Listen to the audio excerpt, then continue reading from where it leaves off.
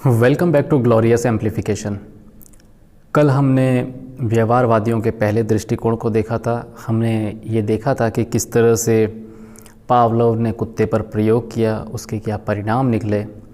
आज हम व्यवहारवादियों के दूसरे नज़रिए को देखते हैं, जिसे आप क्रिया प्रसूत अनुकूलन कह सकते हैं। क्रिया प्रसूत अनुकूलन ये मानता है कि कोई भी प्राणी है वो स्वयं व्यवहार को उत्पन्न करता है। इसका मतलब ये हुआ कि इंसान निष्क्रिय नहीं होता, वो प्रयास करता है और उन प्रयासों के आधार पर अपनी इच्छा के वशीभूत होकर जब प्रयास करेगा तो उसके आधार पर वो अपने व्यवहार को प्रकट करता है।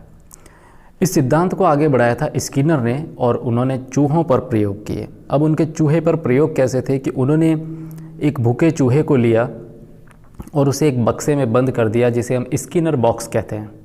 इसके अंदर एक लीवर लगा हुआ था और उस लीवर को दबाने पर वो बक्सा खुलता, और जब वो बक्सा खुल जाता तो चूहा बाहर आता तो उसे भोजन मिलता। अब शुरू में जब भूखा चूहा अंदर डाला गया तो उसने उछल कूद की होगी और अनायास ही वो लीवर दबा, उससे वो बक्से का गेट खुला, चूहा बाहर आया, उसे भोजन मिला। बार बार ये क्रिया चलाई गई और धीरे धीरे चूहे ने समझ लिया कि जब भी वो उस लीवर के ऊपर दबाव डालता है, लीवर को दबाता है, तो दरवाज़ा खुलता है और उस दरवाजे के खुलने के बाद उसको भोजन मिल जाता है। तो एक समय ऐसा आया जब चूहे ने जानबूझकर लीवर को दबाना शुरू कर दिया। ये स्किनर का प्रयोग था।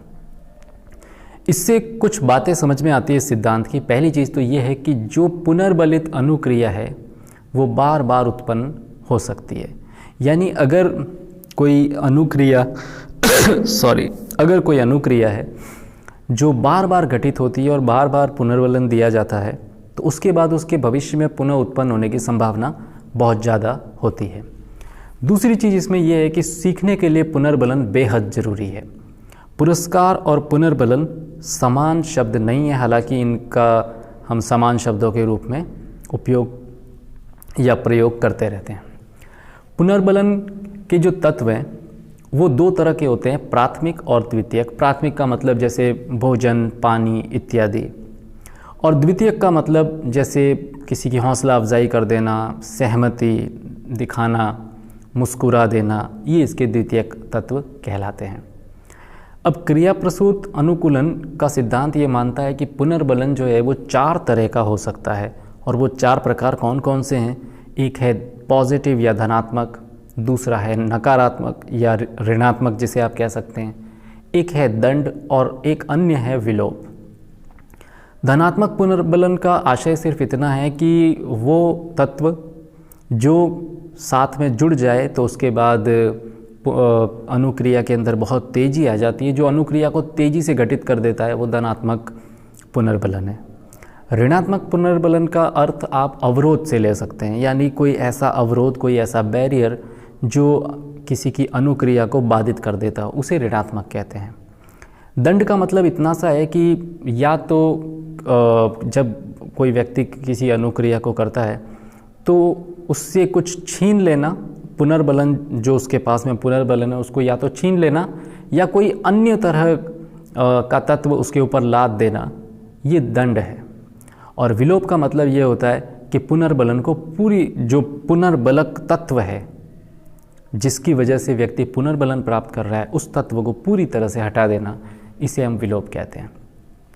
अब यहाँ सवाल ये पैदा हुआ कि क्या सतत पुनर्बलन जरूरी है? क्या ये संभव है? सतत पुनर्बलन का मतलब ये हुआ कि जब जब अनुक्रिया चाहिए तब तब आप पुनर्बलन दें।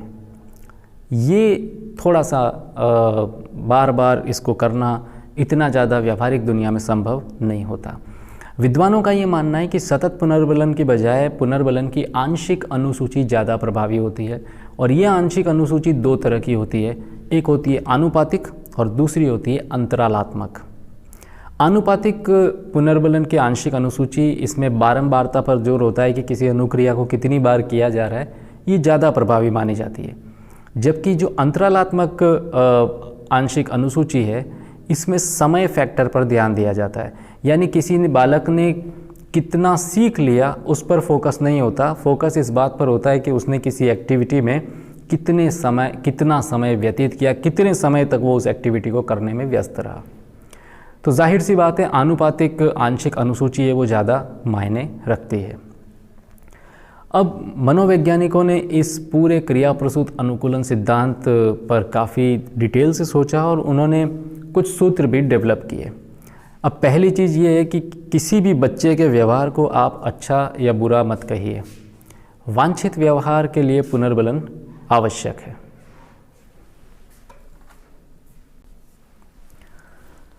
हाँ, तो मनोवैज्ञानिकों का ये कहना है कि बच्चे का व्यवहार चाहे आपको अच्छा लगे या बुरा लगे, आप उसे अच्छा या बुरा मत कहिए, बल्कि आप जैसा वांछित व्यवहार चाहते हैं उसके लिए बच्चे को पुनर्बलन दीजिए, तो जैसा आप चाहते हैं बालक वैसा जल्दी ही करेगा।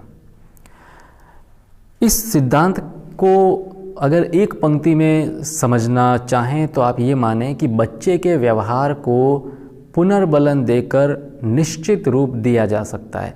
जैसा व्यवहार आप बच्चे से एक्सपेक्ट करते हैं, अगर आप उसी तरह का समुचित पुनर्बलन देंगे तो बच्चा आपकी अपेक्षाओं के अनुरूप बिहेव करेगा, वैसी अनुक्रिया देगा। और इसे कहते हैं अनुक्रमिक सन्निकट प्रणाली, जिसमें क्रमानुसार बालक के व्यवहार में बदलाव लाने के प्रयास किए जाते हैं। तो कुल मिलाकर ये जो सिद्धांत है, इसमें 3 शर्तें अगर पूरी हो जाती है तो हम कहेंगे कि एडेप्टेशन या अनुकूलन सही तरह से हुआ है। पहली शर्त यह है कि जितना अधिक पुरस्कार दिया जाएगा उसका उतना ही अधिक प्रभाव आएगा। जितना पुरस्कार उतना ज़्यादा प्रभाव, ये पहली शर्त है इस क्रिया प्रसूत अनुकूलन की। दूसरी चीज़ ये है कि पुनर्बलक जो है उसे अनुक्रिया का अनुसरण करना चाहिए ताकि सही पॉजिटिव और अपेक्षित रिजल्ट मिल सके। और तीसरी शर्त इसमें यह है कि जो परिणामों की जो अनुसूची है वो अंतराल या अनुपात के आधार पर हो। हमने देखा है कि अनुपात वाली जो अनुसूची है वो ज़्यादा महत्व रखती है और उसका असर भी ज़्यादा होता है। तो कुल मिलाकर क्रिया प्रसूत अनुकूलन में आपको इसको समअप कर देता हूँ। इसको ध्यान में रखने वाली चीज़ें जो है वो ये है कि सबसे पहला बिंदु इसका यही है कि प्राणी जो है वो निष्क्रिय नहीं होता, सक्रिय होता है। इससे पहले हमने देखा था कि पावलो वो जब अनुक्रिया उद्दीपन पेश करता था उसके बाद वो कुत्ता अनुक्रिया करता था और वो स्वतः हो जाती थी। यही वजह है कि घंटी की आवाज़ से भी ऐसा हो गया। लेकिन क्रिया प्रसूत अनुकूलन ये मानता है कि व्यक्ति स्वयं अपने व्यवहार को उत्पन्न करता है और वो निष्क्रिय नहीं होता। दूसरा इस सिद्धांत में ध्यान रखने वाली चीज़ थी वो ये है कि आपको वो प्रयोग ध्यान होना चाहिए जो स्किनर ने उस स्किनर बॉक्स और चूहे के साथ किया था कि किस तरह से वो लीवर दबता है, चूहा बाहर आता है और उसे भोजन मिलता है। क्रिया प्रसूत अनुकूलन पूरी तरह से पुनर्बलन पर जोर देता है और पुनर्बलन पर इसका इतना ज़्यादा जोर है कि ये पुनर्बलन के होने पर ही किसी अनुक्रिया को संभव मानता है। पुनर्बलन के 4 प्रकार भी इसने बताए जो आपने देख लिए हैं, जो धनात्मक, ऋणात्मक, दंड या विलोप के रूप में हैं। उसके बाद आपने ये देखा कि पुनर्बलन कब संभव है, जब 3 शर्तें पूरी होती हो कि जितना ज़्यादा पुरस्कार है उसका उतना ज़्यादा प्रभाव पड़ेगा और पुनर्बलक को अनुक्रिया का अनुसरण करना चाहिए और परिणामों की अनुसूची जो अंतराल या अनुपात के आधार पर है, इसमें अनुपात वाला जो अनुसूची है वो ज़्यादा मायने रखती है।